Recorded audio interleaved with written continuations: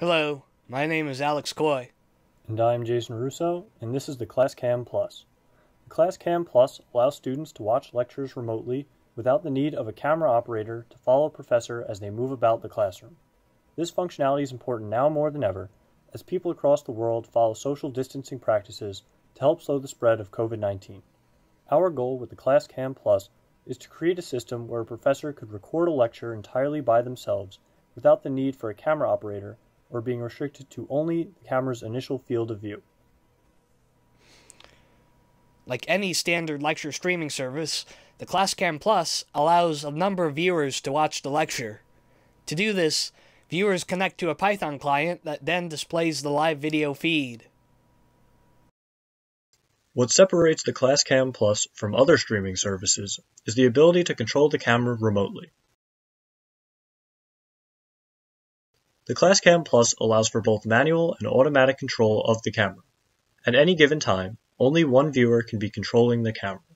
The controller has the option to tilt or pan the camera up, down, left, or right.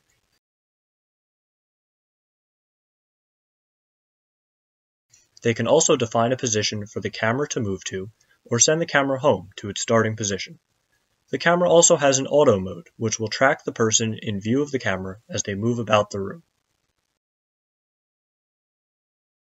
To test our solution, I ran the server on the Raspberry Pi at my house, while Jason ran the client code remotely from his house.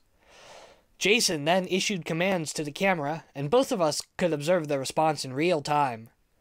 To test the autopilot, I positioned myself in front of the camera, and Jason and I observed as the camera tried to track me about the room. In the future, we would like for the stream to produce a recording of the lecture as well. That way students can go back and reference the material at a later point in time. We would also work to improve our person tracking, as the OpenCV default people detector can be unreliable at times. Thank you for watching our demonstration of the ClassCam Plus.